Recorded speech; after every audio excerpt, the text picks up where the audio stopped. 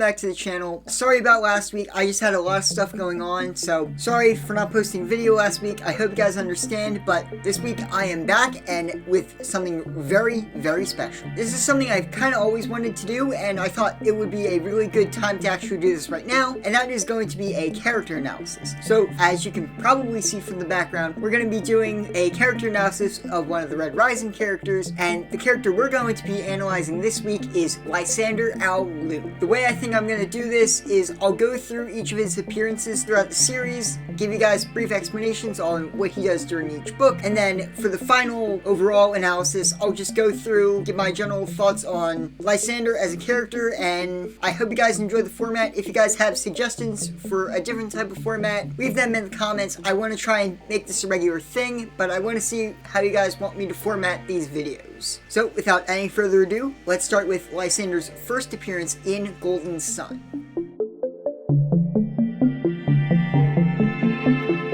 The first time we properly meet Lysander is after Darrow is captured by Vichner and brought to talk to Octavia. See him first listening in on the meeting. He's about 9 years old, so he doesn't really do anything in that meeting, and he's not really even an important character. After that meeting, the Howlers come and rescue Darrow and kidnap Lysander, use him as a bargaining chip so that they can get out of the planet. In Golden Sun, he doesn't play a huge role just because he's 9 years old and he's not that important in and of himself. They used Lysander as a bargaining chip to get off of Luna, but that's kind of about it. Tactus Alvilii Roth betrays Darrow and brings Lysander back to Luna, and we don't see him for the rest of the book. Lysander barely does anything of any sort of consequence.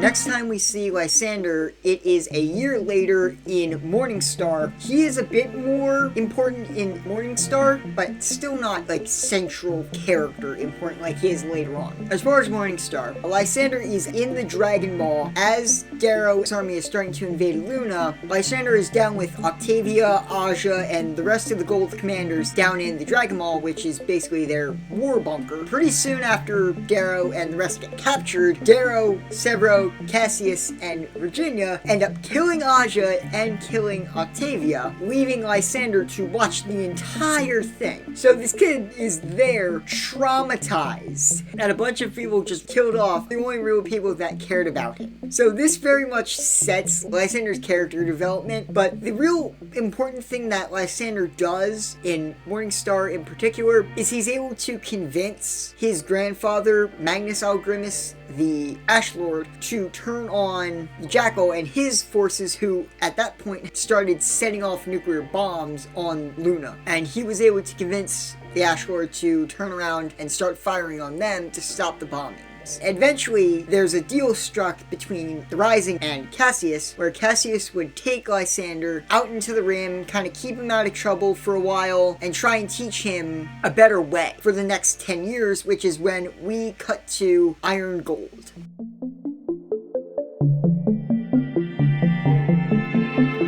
Off Iron Gold, this is the first book where Lysander is actually very important. He's actually one of the central characters we follow throughout the book. Iron Gold starts out with Cassius and Lysander rescuing a ship which turns out to have a gold on it, who ends up being Seraphina Al-Ra. Seraphina brings Lysander and Cassius to the Rim with secret information. I'm not gonna spoil anything. Top secret information she was able to find, which causes a ton of tension between Cassius and Lysander, because if said information was revealed to everyone, there would be a very good chance of war. And that is something that Cassius very much doesn't want. He's seen enough war for a lifetime, and he knows that this information gets out, it's not going to be good, and nothing good can come of this. Whereas Lysander is of the complete opposite, where he is completely, not necessarily all for this, but he's willing to take a risk and let the Rim have have the information because he still believes in some weird, young, naive part of himself that Gold and the society can still be saved. They just need to reunite and learn the lesson that they should have learned from Darrow. That's his entire thing in Iron Gold. He is completely okay with trying to unite the Rim and the Core, whereas Cassius isn't. A lot of that is the main conflict between the two. The two go back and forth. Cassius trying to convince Lysander, this isn't a bad idea. We cannot allow the Rim and the remnants of the society team up together against the Republic. It's not worth it. The casualties and just the pure destruction that that would bring is not going to be worth. And Lysander is more willing to put his faith in this crazy idea a lot more than Cassius is. After a while, Cassius gets into this blood honor duel with a bunch of the Raws, and it doesn't go too well. Eventually, Lysander is like, okay, I'm going to do what I personally think is the right thing, and eventually hands over the information to the Raws, which sets off a series of events, which finally culminates in Lysander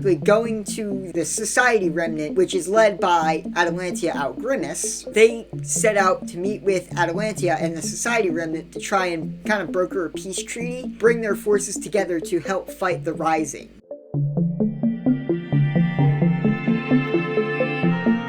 Kicking off with Dark Age, Lysander has officially reunited with Atalantia and her nephew Ajax. Atalantia and Ajax are old family friends of the Lunes, and they were really tight-knit as a family. Lysander very much is willing to take a chance that Atalantia and Ajax are willing to see reason and willing to work with the Ra and the Rim forces because they know they can't win this war without the Rim. And eventually, after some weird posturing, Lysander is able to make this peace agreement happen. Everything's on track, and Lysander has officially returned to the society. Initially, Atalantia and Ajax are really happy to see Lysander because they thought the kid was dead for 10 years. But this causes a whole lot of tension, particularly between Ajax and Lysander, because there's this question that they're asking themselves, is Lysander truly on our side, or is he a puppet of Darrow? But that's kind of quickly dealt with. Lysander decides to prove his allegiance to Atalantia by participating in the Iron Rain that she's about to launch against the planet.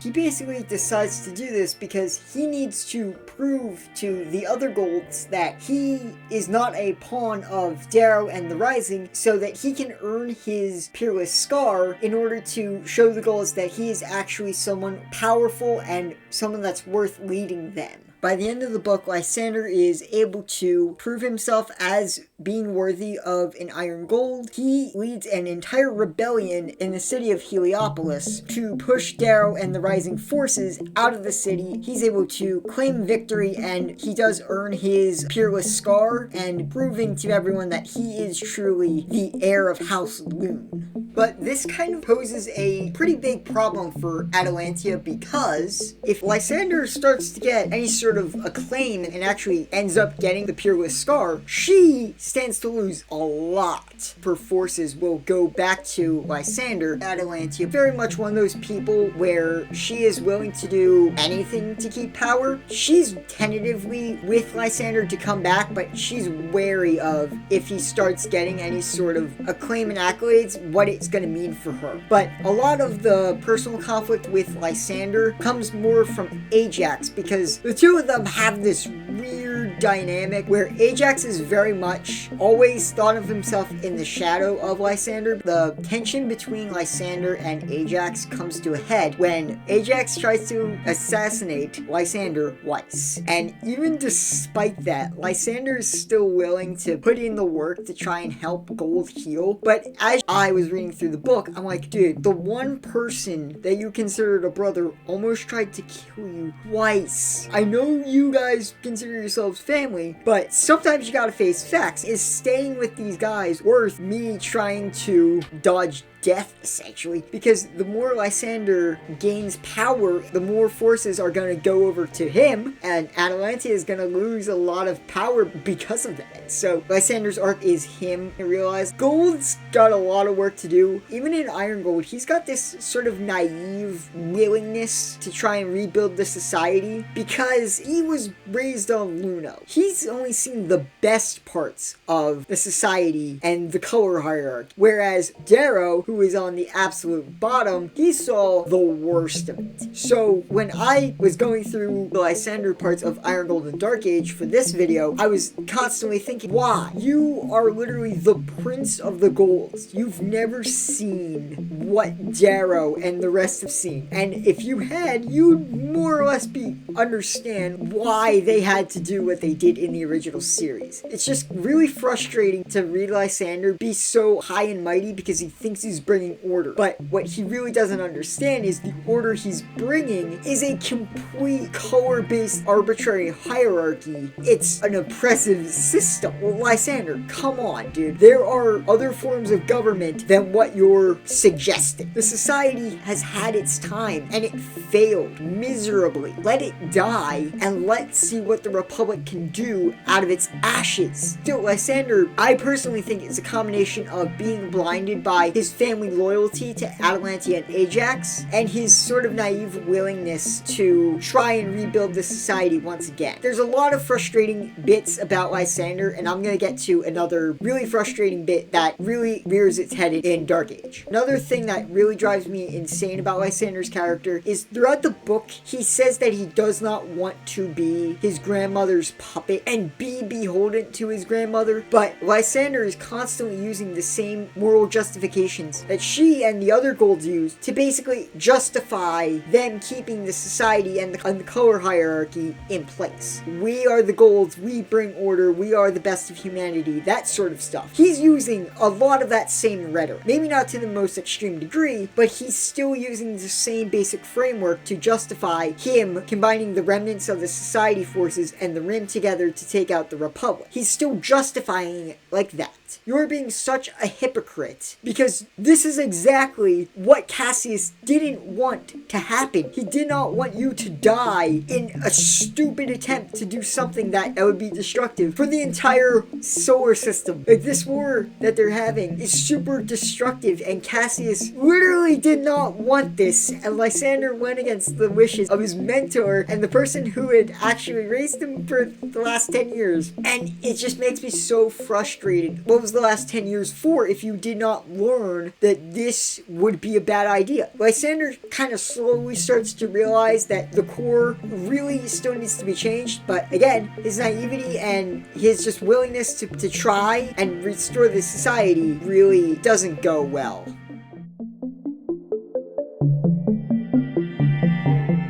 Okay, so Lysander is a very weird character to talk about for me because I personally don't like the character himself. I think Pierce Brown does a great job at writing Lysander, but he makes him so unlikable, at least to me, because, like I said in my previous points, the kid is so naive and idealistic that he's willing to put the entire solar system at risk to try and rebuild an empire built on a color hierarchy. It's such a weird point because I kind of get where Lysander's coming from. He saw the best. That hierarchy kept his family in power and safe, and that was what he was raised around. So I kind of get that, but the 10 years with Cassius, I'd hoped would have sunk in that the society might have kept your family and the other families in power, but it was a functional slave empire, and it kept so many people like Darrow, Severo, and all the other colors down that they had the right to tear it down. And Lysander, as naive as he is still willing to defend the society and be willing to try and make it better. At least in my view, you cannot bring back a system like the society. It's going to function the same way. You need to completely destroy the society in order to destroy the color hierarchy. That's the only way this is going to work. And it's so frustrating because Lysander is on his moral high horse trying to justify this when we, as the readers, all know everything that went down under the society. I was screaming at Lysander, let it go. The society had its time. Let it burn. Let the Republic do its thing. It might not be perfect, but it is much better than a color-based tyrannical empire. Lysander is so naive that he's willing to put his family attachments above basic logic. Ajax tries to kill the dude twice just because he'd come in and had become now a threat. These are the people you consider your family. They now consider you a threat. What does that say about that? The more Lysander becomes successful, the more they feel threatened by him. Lysander, think logically. This is not going to end well. If you want to take over the society, you're going to have to either dispose of Atalante and Ajax, or you're going to have to become subservient to them. There's only one of two ways you can go. It's so frustrating to read Lysander's character. Lysander being so naive to all of that is insane, and still being willing to give his family the benefit of the doubt after Ajax tried to kill him twice. The thing that gets me most about his character is just how hypocritical he is. He says he does not want to be his grandmother, but he's using a lot of the same justifications that her and the other ghouls use to keep themselves in power. If you're trying not to be your grandmother, do not use your grandmother's same ideology. Why are you doing that if you don't want to be the pawn of your grandmother? Have you learned nothing from Cassius and what he taught you in 10 years? It's so frustrating because now Cassius, it's almost like 10 years trying to help Lysander has went out the window for Cassius, and Lysander is to bring back the society as ever. Seriously, did the 10 years with Cassius not mean anything to you? Because you threw away the one last wish of your guardian to try and bring back your grandmother's empire, but you say you don't want to be your grandmother. Why? It's such a hypocritical point that it just drives me insane. As you can probably tell from this video, I have a lot of thoughts on Lysander. There are several things he does within the book that I absolutely do not like puts his own family attachments over basic logic. They try to kill him, and he keeps using the same ideology as his grandmother, and he says he doesn't want to be her pawn. There are several things that Lysander does that drive me insane, but I want to just preface this. I don't fault Pierce Brown's writing. Pierce Brown's writing is awesome, and he does such a really good job at making Lysander one of those characters that we all love to hate. And I feel like he does an awesome job with Lysander. I really want to see where Lysander goes in the next book, and I really just can't wait to see what happens next in the series. And if anyone agrees, please let me know down in the comments. So if you guys want to discuss Lysander Lune as a character, feel more than free to do so. I would really love to see what you guys think of him as a character. I personally don't really like the guy, but if you guys feel differently about it, go for it. Please try not to spoil the series in case people really want to read the series on their own. Other than that, feel more than free to discuss. If you guys really enjoy these character analysis, put some characters you guys might want me to do deep dives into in the future. I would really love to see what characters you guys want me to do analyses on. As always, if you guys want to follow me on social media, my Instagram is Riley Murray Book Reviews, Facebook is Riley Murray Book Reviews, Twitter is Riley T. Murray. My Discord server I set up is also Riley Murray Book Reviews, and I recently started a TikTok, which is RM Book Reviews. As always, I will put links to everything down in the comments. Thank you so much for checking out this new video. If you enjoyed it, please do not forget, like, share, subscribe, and hit the notification bell so you do not miss a video. That is going to be it for me for this week. Hope you guys enjoyed the video. Till next time, have a great weekend, and don't forget, keep on reading.